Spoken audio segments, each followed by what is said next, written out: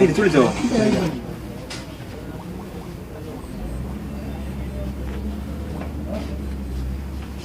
Cash दर दे दो भाई, cash दर दे दो, पैसे दर पेमेंट करो, पास में पूरा रेडी करके दे दो.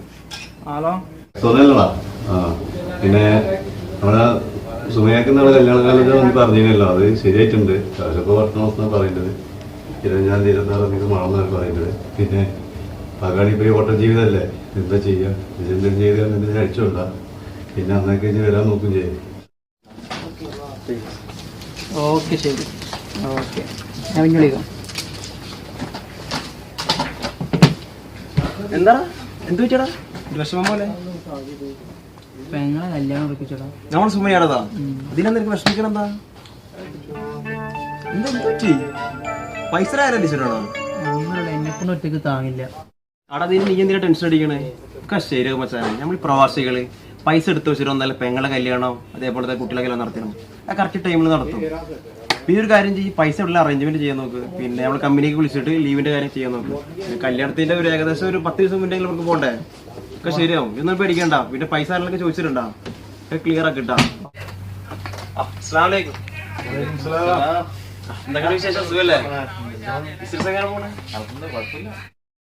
ഉച്ചയ്ക്ക് ശേഷം ലീവാക്കി. പലർക്കും പല ടൈമിലുള്ള ഡ്യൂട്ടി, അതുകൊണ്ട് നിങ്ങളുടെ അടുത്ത് വന്നത്. നമ്മളെ സലീമിന്റെ പെങ്ങളെ കല്യാണം കുറിച്ചുണ്ടേ, വളരെ മോശത്തിലാണ്. ആളുള്ള ഒരു ഉപ്പാണ്, ആള് ഹോട്ടലിൽ പണിയാണ്. പിന്നെ ആരും സഹായിക്കാൻ ആരുമില്ല. അല്ല അവനാരും സഹായിക്കാന്ന് പറഞ്ഞിരുന്നല്ലോ. നമ്മളെ സുബൈർ കുറച്ച് പൈസ കൊടുക്കാന്ന് പറഞ്ഞിട്ടുണ്ട്. അതിനെ കുറിച്ച് ഉറപ്പൊന്നും ആയിട്ടില്ല, നമുക്ക് കുറച്ച് വിളിച്ചു നോക്കുന്നു പറയുന്നുണ്ട്. അപ്പൊ നമ്മളൊന്ന് ഹെൽപ്പ് ചെയ്യണ്ടവനൊന്നും. ഇതൊക്കെ കുറി കിട്ടിന്ന് പറയണ്ടല്ലോ. ആ കുറി കിട്ടിയ കാര്യം ഒന്നും പറയണ്ട വന്നു. ഞാൻ വീട് പണി എഴുതി വെച്ചിട്ട് അതൊന്നും പൂർത്തീകരിക്കാൻ പറ്റില്ല ഈ തുക കൊണ്ട്. ആകെ സ്റ്റോപ്പ് ചെയ്തിട്ടാണ് ഉള്ളത്. പരമാവധി ഹെൽപ്പ് ചെയ്യാൻ നോക്ക്. അല്ല എന്റെ നമ്മള് ഓരോ ബുദ്ധിമുട്ടാണുള്ളത്, അപ്പൊ പരമാവധി നോക്കാം. എനിക്ക് ഇതിൽ നിന്നൊന്നും ചെയ്യാൻ പറ്റില്ല. നോക്ക്, അതിന്റെ ഉറപ്പൊന്നും പറഞ്ഞില്ല. ഒന്ന് കടായിട്ട് കൊടുത്താൽ പോരെ? കുറച്ച് ആൾക്കാരുടെ കാണാനുണ്ട്. പോട്ടെ, ശരി. ഹലോ അസ്സലാമു അലൈക്കും. ആഷറഫേ, നമ്മളെ സുബൈറുണ്ട് അവിടെ, അവനക്കൊന്ന് ഫോൺ കൊടുത്താ. ഹലോ സലിം ഭായ്. വലൈക്കും അസ്സലാം. സുഖാണ്. നിങ്ങൾ 15-ാം തീയതിയല്ലേ മോളെ? ഇൻഷാ അല്ലാഹ് നമുക്കൊരു 10-ാം തീയതിക്കുള്ളിൽ ശരിയാക്കാന്ന്. നിങ്ങളൊന്നും ബേജാറാണ്ടത്.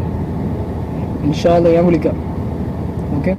ആ സുബൈറെ മറക്കരുതിട്ടാ, പെങ്ങളെ കല്യാണത്തിന്റെ കാര്യമായതുകൊണ്ടാണ്. ഓക്കെ.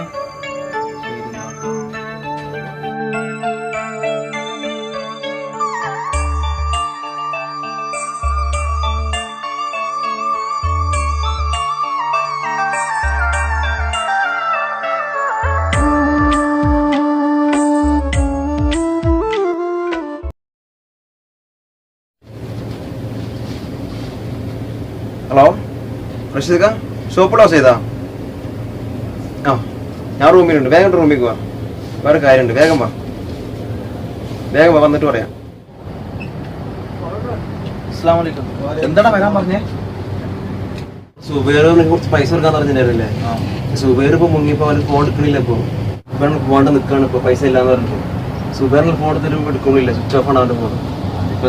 ക്യാഷ് ഇല്ലാതെ നാട്ടിൽ പോയിട്ട് കാറിലൊക്കെ ഇന്നിടക്ക് ഉപ്പ വിളിച്ചിട്ടുള്ളൂ. എന്താ ചെയ്യാ? എന്റെ ഇന്ന് കിട്ടിയ കൂട്ടിയുടെ കാശുണ്ട്, അത് കൊടുക്കാൻ നിൽക്കാൻ. അവന്റെ പ്രശ്നങ്ങൾ ഇന്ന് തീരട്ടെ.